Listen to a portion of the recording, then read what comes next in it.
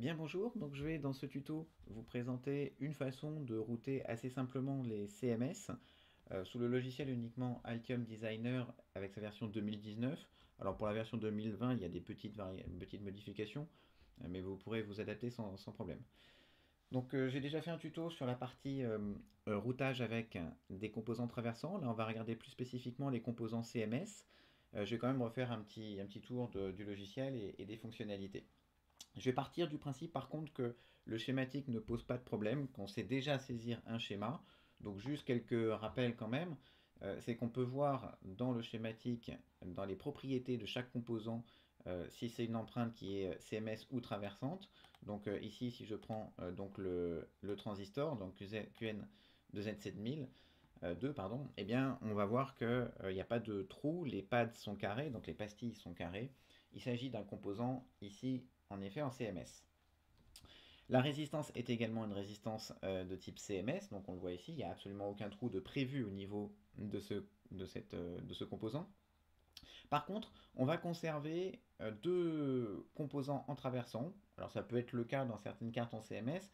Ce sont les connecteurs.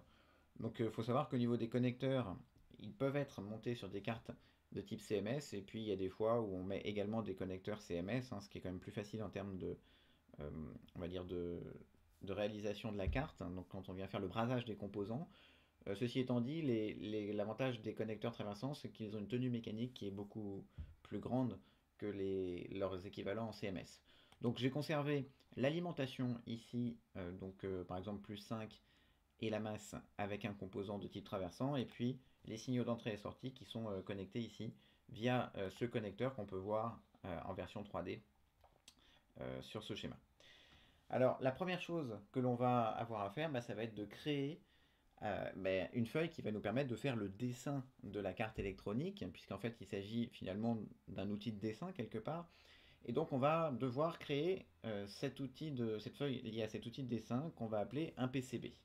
Donc on va naturellement dans File, New, PCB, et puis il va nous ouvrir dans ce projet, bien sûr, puisqu'il faut que ce soit au sein du même projet, un PCB1 de type une extension PCB doc. Donc première chose, c'est qu'on va aller l'enregistrer. Donc on va l'enregistrer par exemple sous le nom de PCB tuto CMS. Et qu'est-ce que l'on constate? Eh bien quand je dézoome un petit peu, on constate qu'il y a une feuille noire. Donc la feuille noire, ça va symboliser la carte électronique. Elle a ici une dimension standard par défaut. Lorsque vous créez un projet, vous avez la possibilité effectivement de prendre la dimension standard, donc cette dimension-là, ou de préciser d'autres dimensions standards qui répondent à des normes, typiquement A4, B3, etc. Et puis d'autres noms un peu plus complexes. Mais par défaut, quand vous mettez default, eh bien vous avez ici ce type de composant. Alors, première chose qu'on va faire dans cet environnement, c'est définir les règles de routage, parce que cet outil Altium Designer a l'avantage de nous pré-mâcher le travail quand on vient faire la partie routage. Et donc, il faut absolument lui renseigner des règles de routage pour qu'il vous dise au fur et à mesure ce qui est faisable et non faisable. Et puis, quand ça ne rentre pas dans le cadre des règles, qu'il vous avertisse qu'il y a un problème. Bien évidemment, à la fin du routage, on va lui demander un rapport d'erreur et il va contrôler si tout ce qu'on a fait est juste ou pas. Donc ça, c'est la première chose que l'on va avoir à faire. Donc pour faire ça, eh bien, on va aller dans l'onglet Design Rules, et puis on va retrouver dans cette nouvelle fenêtre l'essentiel de toutes les règles de routage. Alors déjà, il faut remarquer que Altium Designer, c'est un logiciel qui est entre guillemets un peu une usine à gaz, dans le sens où on va pouvoir tout faire au niveau des règles de routage, et on va pouvoir vraiment tout paramétrer. Donc c'est à l'utilisateur de paramétrer tout. On pourrait très bien ne rien paramétrer et puis vérifier au fur et à mesure, mais ce serait beaucoup plus long et beaucoup plus contraignant que de paramétrer une bonne fois pour toutes les règles et puis qu'on ait des outils de vérification au fur et à mesure du routage. Dans les règles, qu'est-ce qu'on va retrouver? On va retrouver des règles électriques, c'est quand même la première chose à régler dans un logiciel de routage, puisqu'on vient ici dessiner des pistes, donc des conducteurs électriques. Ensuite, il y a des règles liées à la typologie de routage, aux spécificités du routage. Et puis, il y a d'autres règles, nous, qu'on ne va pas tellement utiliser, donc liées notamment à des masques pour mettre de la brasure, de la pâte à braser, ou pour mettre de la sérigraphie, liées à des plans, donc quand on va faire essentiellement donc, du multicouche ou des plans locaux, liées à tout ce qui va être édition de la carte vers vers une industrialisation, de la haute fréquence, etc. Nous, on va essentiellement agir sur 3 réglages. Le premier réglage, c'est dans les paramètres électriques, c'est peut-être un des plus importants, c'est ce qu'on va appeler le clearance. Donc le clearance, c'est l'isolement entre les conducteurs. Donc si on appuie sur clearance, alors bien sûr, vous avez tout à fait en haut plein de possibilités de rajouter des nouvelles règles, de paramétrer comme vous voulez les règles, notamment la règle de clearance, mais nous on va rester dans des paramétrages assez généraux. Donc la première chose qu'on va faire, c'est qu'on va régler la distance moyenne minimale entre un conducteur et un autre conducteur. Donc sur ce schéma-là, est figuré comme exemple une piste avec un pad. Donc un pad, c'est une pastille qui peut concerner, dans le cas présent, soit un via, donc c'est-à-dire un trou métallisé qui permet de connecter deux potentiels sur deux couches différentes, ou on peut également retrouver ces pastilles dans des traversants, typiquement des connecteurs. Donc là, on va préciser pour tous les objets conducteurs quelle est la distance minimale entre les deux conducteurs métalliques, en tout cas les deux conducteurs de manière générale, que l'on souhaite avoir. Alors, pour le montage CMS, on va fixer 20 000 par défaut. Il se peut que ce soit trop important. Donc si vraiment c'est le cas, vous pourrez descendre à 10 000. Par contre, on évite de descendre en dessous de 10 000 parce que l'isolement entre les conducteurs est un petit peu juste et on risque à la moindre soudure de faire contact par exemple entre des pistes ou des décollements de pistes si jamais on a retouché avec un fer à souder. Donc ça c'est le clearance. Alors une remarque, vis-à-vis de ce clearance, c'est en 1000 ici qu'on l'a rentré. 1000 ce n'est pas millimètres, on fait faire attention avec ce logiciel. 1000 c'est millième de pouce. Donc en fait, ça vient vous faire 25,4 micromètres. Vous pouvez aussi rentrer les données en millimètres. Donc ici, ça ferait 508, donc 0,508 mm. On pourrait très bien le faire, mais en général, les composants sont plus, en plus des dimensions qui sont données en 1000, donc on va essayer de respecter ça. On vous conseille de cocher la case qui est ici, donc Ignore Pad-to-Pad Clearances. Pourquoi? Parce que il y a beaucoup de composants, surtout dans le CMS, où les broches, les pattes des composants, donc, sont très proches les unes des autres et sont en dessous de ces 20 000. Donc ça veut dire que si on met un clearance de 20 000 pour tous les objets conducteurs, il va nous dire qu'il y a une erreur sur les broches du composant. Pourtant, le composant il est ce qu'il est, il est petit, et on ne peut pas le modifier. Donc ça veut dire que systématiquement, on risque d'avoir une erreur sur les composants. Alors on peut très bien l'oublier cette erreur, mais c'est quand même pas satisfaisant. Donc le logiciel vous propose de ne pas prendre en compte ce clearance pour tous les pads des composants parce que on sait que les pads des composants risquent de ne pas respecter cette règle-là. Ensuite, vous avez un tableau qui du coup va répertorier le clearance entre tous les objets conducteurs qu'il a à sa disposition. Donc typiquement un via, donc un trou métallisé avec une piste. Alors on va cocher sur Advance pour en avoir plus, et notamment ici on voit une ligne supplémentaire entre autres qui est apparue, qui est poly pour polygone. En fait ça va concerner les plans, et on va utiliser les plans, notamment des plans de masse par la suite. Donc on vient régler ici un clearance un peu plus important pour prendre un peu plus de marge sur les plans de masse qui vont être un peu présents partout sur les couches de votre carte électronique. Donc on va rentrer 40 000, deux fois plus, et puis vous faites Enter, et puis il va sélectionner 40 pour toute la ligne. Voilà, on a déjà réglé l'isolement entre les pistes, on n'ira pas plus loin. Donc la chose à retenir, c'est que le minimum de clearance, on peut le descendre à 10 dans le cas des CMS qui sont un peu plus contraignants que d'autres. Au niveau du routage, on va ensuite régler le deuxième paramètre des rules qui est assez important, c'est la taille des pistes. Alors pour la taille des pistes, eh bien, on vous recommande au niveau de cette taille de piste, donc on vous recommande d'avoir une taille de type 10 au minimum, 20 en préféré et 40 au maximum. Donc on va changer le préféré et on va changer le 40. Alors pour le max, on va mettre 40. Et donc pour ce max, eh bien, on peut avoir besoin d'avoir une taille de piste un peu plus grande pour par exemple les alimentations, même si sur une carte CMS, c'est pas forcément toujours utile. Une fois qu'on a fait ça, il y a la typologie donc de vos couches. Est-ce qu'on veut router sur du top et du bottom, donc la couche du dessus et la couche du dessous? Alors dans le cadre des cartes CMS, ça peut être que sur une seule face, là où il y a les composants, mais on peut avoir besoin, parce que c'est vite contraignant, des routages en CMS, de deux faces. Au niveau de ces deux faces, eh bien, on va à ce moment-là mettre les composants sur une face, et puis faire passer les pistes par en dessous pour avoir plus de degrés de liberté donc via des vias métallisées. Alors ça, c'est des cartes uniquement en double face. Nous, à Polytech Paris Sud, on peut faire que deux faces maximum. Dans la pratique, de plus en plus maintenant, les cartes sont 4, 8 ou 16 couches. Donc c'est beaucoup plus, et donc là, on pourrait rajouter des couches et puis rajouter des règles associées à ces couches. C'est terminé, donc on va appliquer ces règles, et puis donc on va pouvoir rentrer dans le vif du sujet, à savoir aller commencer à nous intéresser à notre carte. Alors, un petit, un petit topo sur déjà la fenêtre. Donc la fenêtre qui est ici, avec tous les menus, il faut savoir que les menus ont changé par rapport au schématique, puisqu'ils sont maintenant adaptés à cet outil de dessin qu'est le PCB. Notamment ici, on a beaucoup de raccourcis qui sont très utiles dans la barre des tâches en haut. À droite, on retrouve les propriétés globales de notre carte, et notamment une chose importante, c'est que en bas de cette fenêtre, vous pouvez choisir l'unité globale, donc des millimètres ou des mils. Ensuite, vous retrouvez une fenêtre composante, donc tout comme on avait la fenêtre composante dans le schématique, donc ça ce sera pratique pour voir les propriétés du composant. Et puis une fenêtre View Configuration qui va répertorier toutes les couches dont on va parler maintenant. Alors si vous n'avez pas cette fenêtre-là, il faut cliquer sur Panels, et dans Panels, eh bien, vous pouvez cocher sur View Configuration.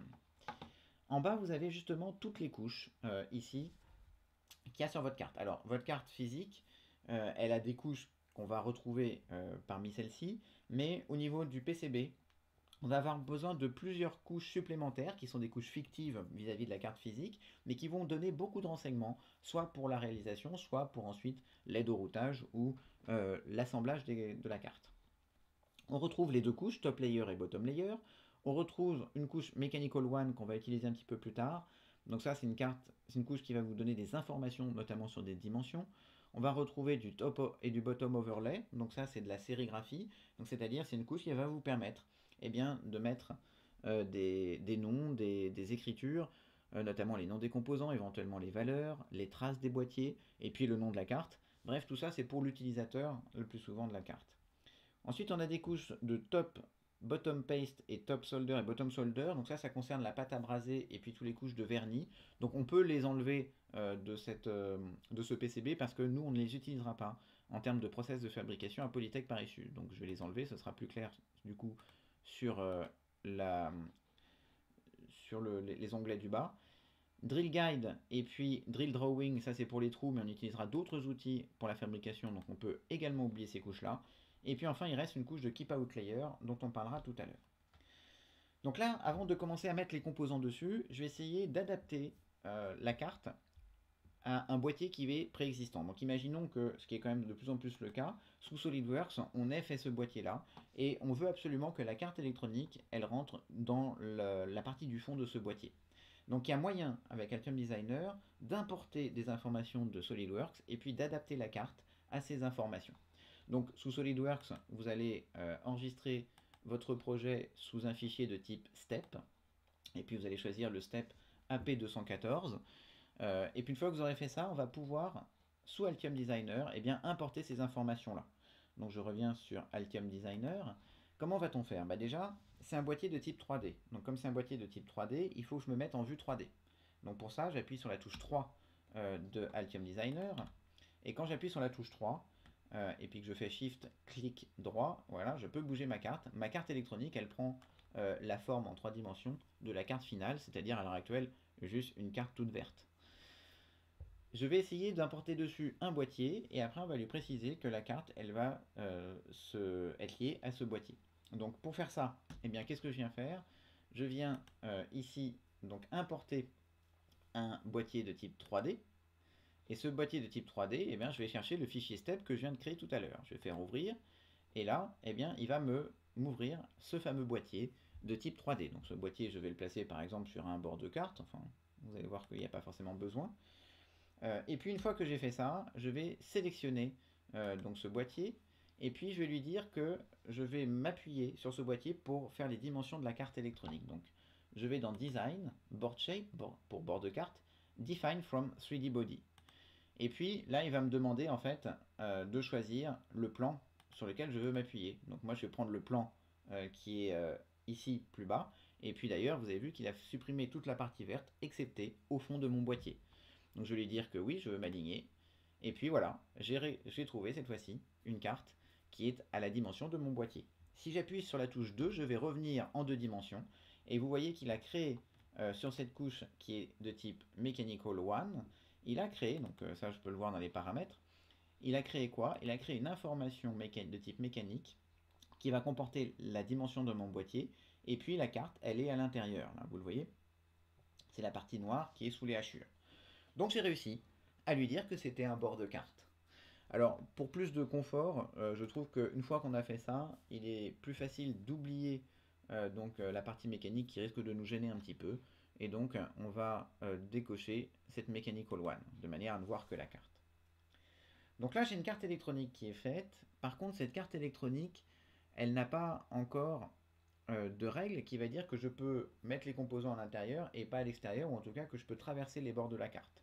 Donc pour faire ça, on va utiliser la couche de Keep Out Layer. Le Keep Out, c'est un outil qui permet de dire là où on a le droit de router et là où on n'a pas le droit.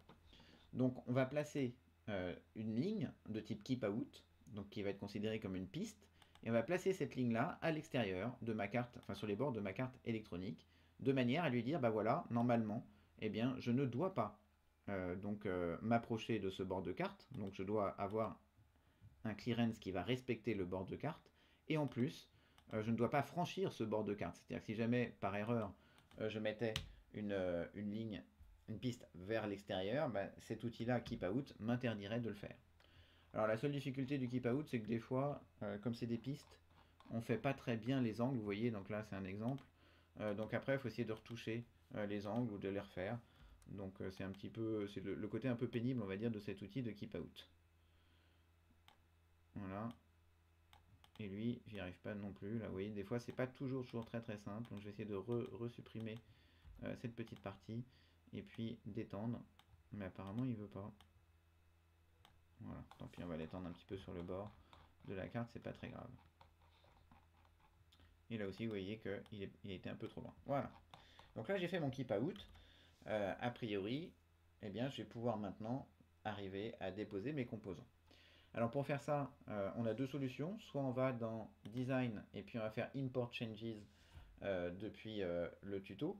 Soit, eh bien, on va dans le schématique et puis on va faire Design, Update, PCB Document.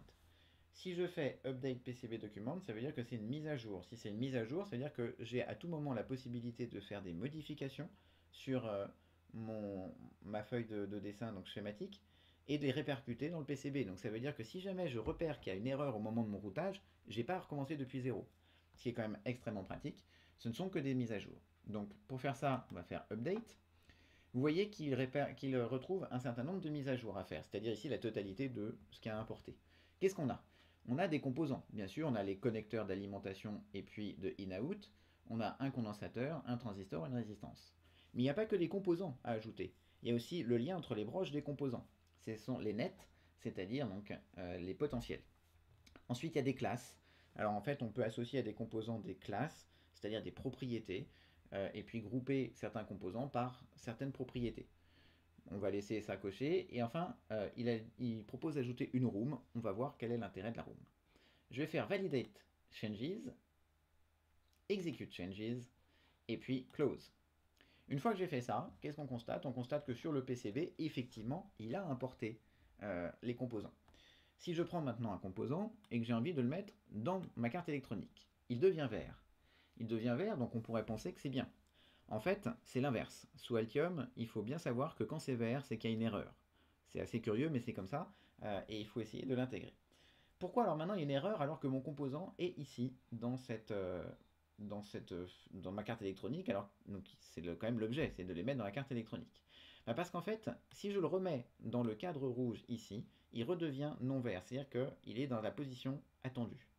Alors le cadre rouge, c'est ce qu'on appelle une room, et ça vous permet d'édicter une règle de placement. Alors, bien sûr, ici, la règle de placement, ça pourrait être la carte électronique. Donc je peux avoir deux solutions. Première solution, eh bien, je vais prendre la room et puis je vais adapter la room, par exemple, donc à mon PCB. Donc si j'adapte la room à mon PCB, eh bien, vous voyez que les composants qui vont être en dehors de la room vont devenir verts, mais si je les remets dans la room, ils deviennent avec la bonne couleur. La deuxième solution, eh bien, c'est de se dire, bah, j'ai pas besoin de cette room ici, et puis bah, je peux la supprimer. Donc vous sélectionnez la room et puis vous la supprimez, vous avez totalement le droit. Alors pourquoi on a besoin des fois des rooms? Bah, parce que quand on fait une carte un peu plus complexe, eh bien, on est amené à associer les composants par zone géographique sur la carte. Par exemple, si vous avez des signaux haute fréquence avec des circuits haute fréquence et en même temps des circuits basse fréquence et du continu, eh bien vous allez faire trois zones de placement. Une zone où vous allez retrouver tous les composants haute fréquence, une autre zone avec tous les composants moyenne fréquence, et enfin une zone avec tous les composants basse fréquence. Ici, on n'a pas de problème de fréquence, donc on n'a pas besoin de faire ces zones-là, et donc on peut s'en affranchir. Mais ça peut être utile si on vient faire des routages plus complexes. Bon, par souci de simplicité, pour la suite, je vais supprimer cette room, comme ça ce sera un petit peu plus clair. Une fois que j'ai fait ça, bah, je vais placer les composants. Alors pour placer les composants, on a essentiellement deux règles. La première règle, c'est que les composants, eh bien, on va essayer de mettre les connecteurs sur les bords de carte s'il n'y a pas de cahier des charges imposé. Ici, la carte est petite, donc quasiment tout est un bord de carte, mais ça c'est une règle beaucoup plus globale. Et puis la deuxième règle, ça va être d'essayer de mettre les composants liés aux signaux dans l'ordre d'apparition des signaux et de regrouper tous les composants qui sont ensemble au niveau de votre carte électronique. Si par exemple vous avez une résistance qui est liée au composant d'entrée et que vous la mettez proche du composant de sortie, vous avez le droit, mais vous allez faire des allers-retours sans arrêt au niveau des pistes et donc ça va vous rajouter beaucoup plus de contraintes. Donc faites attention à cela. Donc ce que je vais faire, c'est que je vais mettre un connecteur par exemple ici sur le côté. Ensuite, après le connecteur d'entrée, bah, vient ici le transistor, donc je vais le mettre par exemple ici. Puis après le transistor vient la résistance R1, on va mettre un peu plus d'espace, on a de l'espace ici, donc on va les mettre comme ça par exemple. Et puis le condensateur C, eh bien, je vais le mettre le plus proche possible de l'alimentation, puisqu'on met des condensateurs de découplage au plus près des alimentations. Alors, cette alimentation, par exemple, pour vous montrer un peu autre chose, je vais décider de mettre le connecteur en dessous de la carte, de manière à ce que l'alimentation vienne sur le dessus. Par contre, on va supposer que le in-out irait sur le dessus, donc les connecteurs vont être en dessous. Pour faire ça, je vais double-cliquer sur le connecteur d'alimentation. J'ai la fenêtre des propriétés qui arrive. Il est bien en top layer, bah, je vais dire d'aller en bottom layer. Alors, du coup, ça croise le V+ et le V-, donc j'ai à nouveau à recroiser la position du condensateur de découplage. Si je mets en 3 dimensions, eh bien vous voyez que ce que devient la carte, vous voyez que la carte, elle a bien un connecteur sur la face avant avec le condensateur, la résistance, et puis il n'y a pas l'empreinte 3D du transistor, mais que sur la face arrière, eh bien vous avez ici le connecteur d'alimentation qui vient par l'arrière. Donc les pistes d'alimentation devront être sur le dessus. Je fais 2 pour revenir à ma carte. Une fois que j'ai fait ça, eh bien, je vais pouvoir commencer le routage. Donc, les règles pour commencer le routage, c'est d'abord de faire les signaux. Ensuite, d'abord les signaux les plus critiques. Une fois que j'ai fait ces signaux les plus critiques, je viens faire les autres signaux. Puis ensuite, l'alimentation plus ou moins. Et en dernier lieu, seulement la masse. La masse doit se router en dernier lieu, tout simplement parce que vous devez mettre... La masse, elle est partout et que si on la route au début, eh bien, vous allez rajouter trop de contraintes vis-à-vis des signaux, donc les signaux vont faire plein de tours partout. Donc restons sur la masse. Donc en dernier lieu, donc la première chose, c'est de prendre le premier signal qui est la grille, en entrée ici. Donc je vais prendre l'outil ici routage, et il faut absolument maintenant prendre le réflexe que lorsqu'on agit sur une piste, pardon, sur un outil, eh bien il faut regarder sur quelle face on est. Donc ici c'est l'outil piste que je vais prendre, l'outil route. Et pour faire cet outil route, eh bien, je vais choisir d'abord de router sur la face du dessus, donc pour avoir le connecteur ici d'entrée. Sauf que je ne peux pas ça. Pourquoi? Parce que si je fais ça, eh bien, vous voyez qu'il y a un boîtier plastique là. Donc je ne pourrai jamais souder le connecteur d'entrée sur la face du dessus. Donc là, dans le routage CMS, avec un connecteur traversant, j'ai quelque chose qui est imposé. C'est que forcément l'entrée va passer en dessous. Et pourtant, il va falloir que j'aille à l'entrée du transistor, sur la grille du transistor qui est ici. Donc nécessairement, il faut que je fasse une communication entre la face du dessus et la face du dessous. C'est ce qu'on appelle un via, donc c'est un trou métallisé. Je vais donc commencer le routage par en dessous, je vais faire un trou métallisé pour faire réapparaître au-dessus le signal, et enfin, je vais pouvoir router sur le dessus. Donc c'est un petit peu plus complexe de faire un routage avec du CMS dans ce cas-là qu'avec un routage traversant où on n'a qu'une seule face à faire. Donc, contrairement à ce que je disais, parce que je me suis rendu compte que je ne pouvais pas le faire, eh bien, je vais commencer par du bottom. je vais prendre mon outil routage et je vais router. Donc je vais faire la piste par en dessous. Une fois que j'ai fait ça, je ne vais pas aller jusqu'au bout parce que je ne vais pas pouvoir me connecter, vous voyez, au transistor Q1. Donc je vais m'arrêter, par exemple ici, et je vais placer un via, donc un trou métallisé, c'est-à-dire c'est l'outil qui est en haut. Donc je viens positionner un via ici, sur la piste, hop. Et si je zoome, vous voyez que le via est interprété ici comme un via de type grille, et puis ça va des couches 1, 2. Donc ce que je vais faire, c'est que je vais rebifurquer en top layer, je vais reprendre l'outil route, et puis je vais terminer mon routage ici. Ce que j'ai fait sur le via pour la grille, je vais le faire également pour le drain ici. Donc pour le faire pour le drain ici, comment je peux faire par exemple? Je vais d'abord router le drain vis-à-vis de sa sortie, c'est-à-dire vis-à-vis de la résistance. Et puis, une fois que j'ai fait cette résistance-là, en essayant de centrer quand même pour que ce soit un peu plus joli, eh bien, je vais mettre un via, par exemple ici. Donc je vais reprendre mon outil via, et hop, je vais le mettre ici. Du coup, qu'est-ce qu'il me reste à faire? Il me reste à faire la sortie vis-à-vis du connecteur, donc il faut que je repasse en bottom, que je reprenne mon outil ici, route, et puis que je fasse la piste en dessous. Hop. Par exemple, comme ceci.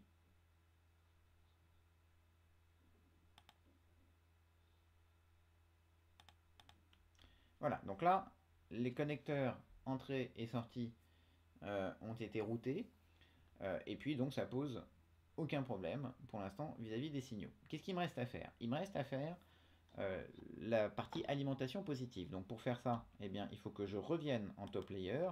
Donc il faut tout le temps faire des allers-retours entre le top et le bottom, hein. C'est un peu plus contraignant que quand on a une seule piste, une seule phase, pardon, bien sûr. Ici, je vais reprendre de V+, pour aller au V+, du condensateur, et puis ensuite à l'alimentation. Une remarque, c'est que si je viens faire ça, je peux très bien partir sur le côté. Ça, c'est un routage qui risque de marcher, mais qui est déconseillé pour l'assemblage de la carte, parce que du coup, lorsque vous allez mettre le composant avec la carte dans le four à refusion, pour pouvoir braser le composant sur la carte, eh bien, vous allez avoir une force qui va s'étirer sur le côté le long de la piste, et puis qui va tirer en dessous. Donc vous allez avoir un couple qui va apparaître, et vous pouvez avoir des composants qui vont pivoter, parce qu'ils sont extrêmement petits et légers, et donc suivre en fait l'étalement de la pâte. Donc il est conseillé de faire toujours des routages symétriques pour que ça se passe mieux au niveau du brasage. Routage symétrique, ça veut dire que si je suis arrivé par en bas du composant, je vais repartir par le dessus. Donc ça donnera en général des meilleurs résultats. Donc je vais faire pareil pour l'autre composant. Je vais passer par en dessous, et je vais arriver par le dessous ici du composant, enfin par le bas du composant. Et puis je vais repartir par le haut du composant, de manière à arriver après, ici, à mon connecteur. Enfin, il reste la masse à router. Pour router la masse, ça, il y a en général moins de problèmes. Donc je vais la router pareil, de manière tout à fait symétrique. Je vais arriver ici par le dessus, et puis hop, par le dessous. Et puis par exemple, je vais faire le tour par là. Et donc là, vous avez un bon exemple d'ailleurs, où je ne peux pas. Pourquoi? Parce que ça ne respecte pas les règles de clearance. Donc ça veut dire que là, l'outil me dit, ce n'est pas possible de passer par là. Bon, c'est pas très grave, parce que si je peux pas passer par là, je vais faire le tour par le côté. Ça n'a aucune incidence pour la masse, alors que ça pourrait en avoir pour les signaux. Pourquoi ça n'a aucune incidence? Parce qu'on verra un peu plus tard que de toute manière, on va avoir un plan de masse qui va être présent partout. Donc que je passe par le haut ou pas par le haut, ce sera de toute manière noyé dans ce plan de masse. Et puis ici, par exemple, je vais réattaquer le pad de manière totalement symétrique, par acquis de conscience, par rapport à la face du haut. Alors, avant de passer ici au plan de masse, eh bien, il va falloir aussi remarquer que la masse, elle est présente en haut, mais elle n'est pas présente en bas. Donc, je vais par exemple positionner un via pour faire passer la masse donc sur le dessous. Et donc là, nécessairement, le via va être de type GND. Il me reste donc ici les plans de masse à réaliser. Donc pour faire un plan de masse, comment on vient faire? Eh bien, on vient choisir la couche correspondante, le bottom, et puis on vient sélectionner Place, Polygone pour. Je viens délimiter le polygone que je veux réaliser, donc par les 4 coins ici de ma carte, puisque je veux réaliser mon plan de masse partout. Et une fois que j'ai délimité, j'appuie sur Échappe, et si j'appuie à nouveau sur Échappe, il me fait mon plan de masse. Alors ici, c'est pas vraiment un plan de masse. Vous constatez que, alors si j'oublie le top pour voir ce qui se passe, Donc vous constatez que c'est un plan, mais que nulle part il est relié à la masse. Donc pour relier ça à la masse, eh bien il faut cliquer sur le plan de masse, et puis aller dans les propriétés du plan de masse, et dire qu'il est rattaché au GND. Et vous voyez que maintenant là il est rattaché au GND. Maintenant je vais faire la même chose pour le dessus. Alors comme pour le montage traversant, vous pouvez également enlever les parties de cuivre qui ne pourraient pas être attachées au plan de masse, et puis vous pouvez laisser apparaître éventuellement les pistes de masse, si vous le souhaitez, mais nous on préfère rajouter un plan de masse sans piste de masse. L'intérêt ici c'est d'aller plus vite pour la fabrication, puisque si vous n'incluez pas les pistes de masse dans la fabrication, eh bien il va falloir détourer les pistes, donc prendre plus de temps et plus de fraises. Je rappelle également que le plan de masse il a deux objectifs. Premier objectif c'est d'éliminer les parasites électromagnétiques, puisqu'en fait ils ne vont pas franchir ce conducteur métallique. Le deuxième objectif c'est quand on a un type de fabrication comme le nôtre qui est par gravure mécanique, eh bien il faudra enlever quasiment tout, puisque les pistes ça concerne une très petite surface. Donc si on garde par contre un plan de masse, on n'enlève que le détourage des pistes, et c'est ça qu'on veut, uniquement réaliser l'isolement des pistes. Si je reviens maintenant à mon top layer, eh bien, je vais cette fois-ci sélectionner le top layer et je vais faire pareil. Je vais placer un polygone pour, et ce polygone pour, je vais lui dire de le délimiter par les 4 angles. J'appuie sur échappe, puis encore une fois sur échappe, et voilà, il m'a tracé le polygone. Par souci de lisibilité, j'ai enlevé le plan de masse. Et qu'est-ce qu'on constate? On constate que ici encore, ce n'est pas un plan de masse. Au passage, vous voyez que ce petit triangle-là, il ne sera peut-être pas entièrement routable à la masse. Bah si, puisqu'en fait c'est la ligne de masse, donc j'ai rien dit. Donc, qu'est-ce que je viens faire? Je viens sélectionner le polygone, je vais dans les propriétés du polygone et je vais dire de rattacher le plan à la masse. Et là, l'option par défaut, c'est qu'il a choisi d'inclure les pistes. Donc là, on peut peut-être facilement voir la différence. Là, les pistes sont incluses dans le plan de masse. Si jamais je fais pour over SameNet Polygon Only, eh bien, je fais Apply. Vous voyez qu'il va conserver les pistes. Donc, il va détourer un peu plus de pistes, et donc ça va prendre plus de temps, plus de fraises. Donc, ça n'a pas tellement d'intérêt dans notre cas. Donc, nous, on va noyer le plan de masse ici. Les pistes, pardon, dans le plan de masse. Si on regarde ce qui se passe maintenant en 3D, eh bien vous voyez que la carte ressemble à peu près à une carte électronique que vous avez l'habitude de voir. Hein. Il y a les pistes, le plan de masse, et puis on voit ici les pads donc pour mettre la soudure. Donc on a bien un signal qui arrive en dessous, donc qui arrive sur la broche du haut. Il passe au niveau du via qui est ici. Donc on se retrouve à ce moment-là au-dessus, on arrive au transistor, le signal se propage vers la résistance puis l'alimentation, et puis il y a un via ici qui permet de renvoyer le signal vers le dessous, vers le connecteur de sortie. Au passage, vous voyez également la sérigraphie qui est présente, ce sont les noms des composants. Si je reviens en 2 dimensions, justement en parlant de sérigraphie, eh bien on peut rajouter un nom à notre carte, typiquement on va le mettre sur le top, mais on peut aussi le mettre sur le bottom ou sur les deux. Et puis on vient placer un texte sur cette carte. Alors bien sûr, plus la carte est petite en CMS et plus c'est difficile, donc il faut mettre des textes courts. Mais on peut mettre ici démo version 1.1 par exemple. Même ça c'est un peu trop petit. Donc on peut peut-être le mettre là sur le bord. Et voilà. Et donc là vous aurez un nom de carte, ce qui permettra d'identifier plus facilement votre carte, et un numéro de version, ce qui va aussi être assez pratique, parce que ce numéro de version va permettre d'identifier la carte si vous en avez plusieurs. Donc parce que souvent après on ne sait plus trop, quand on a fait des modifications minimes, quelle est la bonne carte, et donc du coup ça nous prend un petit peu de temps. Il nous reste une dernière étape à faire ici. Cette dernière étape, elle va concerner l'utilisation d'un détourage de la carte. En effet, une fois qu'on aura réalisé cette carte, donc on va la graver sur une très grande plaque de type A4, il va falloir détourer la carte et puis la couper pour que vous récupériez juste la petite partie de la carte, la vôtre, et puis pas celle des autres, et puis ne pas conserver non plus le grand modèle. Donc ce qu'on va faire, c'est qu'on va préciser, donc à l'aide d'un outil automatique, qui a un fraisage à faire. Donc on doit percer la carte et puis détourer entièrement la carte de manière à la récupérer facilement. Donc pour faire ça, on va rajouter une couche. Donc on va aller dans l'outil View Configuration, et une couche de type mécanique. Voilà, il y en a déjà une, il y a par exemple cette couche numéro 13, on va double-cliquer dessus, et on va lui préciser le type de couche que c'est, et on va lui dire que c'est un route tool pass. Une fois que vous avez fait ça, vous faites OK, vous allez voir que la mechanical ici 13 est devenue une route tool pass qui est ici présente. Pour essayer de lui dire, bah voilà, maintenant cette route tool pass, eh bien, on va essayer de lui faire comprendre que c'est un outil qui va détourer ça. Eh bien, on va choisir la totalité de la carte, notamment le keep out, et puis on va aller dans Design, Board Shape encore, et on va créer une primitive à partir de tout ce qui est sélectionné. Dans les primitives, vous allez vous dire que vous allez vous appuyer sur cette couche, enfin vous allez créer ce route toolpass sur la couche qui est route toolpass, et puis il demande un outil, donc une dimension de fraise. Nos fraises qui font le détourage, c'est 2 mm. Donc j'appuie sur 2 mm, je rentre 2 mm, et puis je vérifie que la route, donc la piste, est bien faite à l'extérieur de la carte, de manière à ce que ça ne diminue pas les dimensions de ma carte. Je fais OK, et vous voyez qu'il rajoute autour une piste qui est interprétée par nos outils comme une piste de détourage de la carte. Donc voilà à quoi ça va correspondre au niveau de notre carte finale.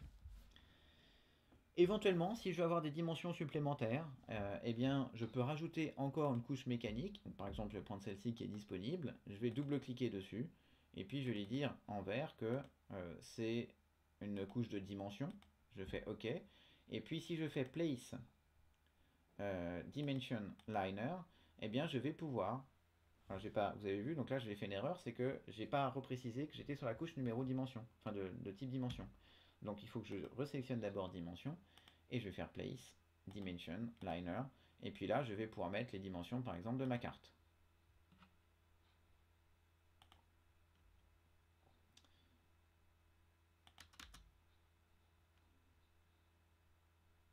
Hop, voilà. Donc là j'ai ma dimension. La dimension elle est donnée ici en 1000, donc 982 000. Mais je peux très bien lui demander une dimension. Alors je suis pas sûr d'être vraiment sur les bords, j'ai peut-être pas très bien placé mes dimensions. Ouais voilà, là je suis plus sur les bords. Bah, il me la remet à l'extérieur, je sais pas pourquoi.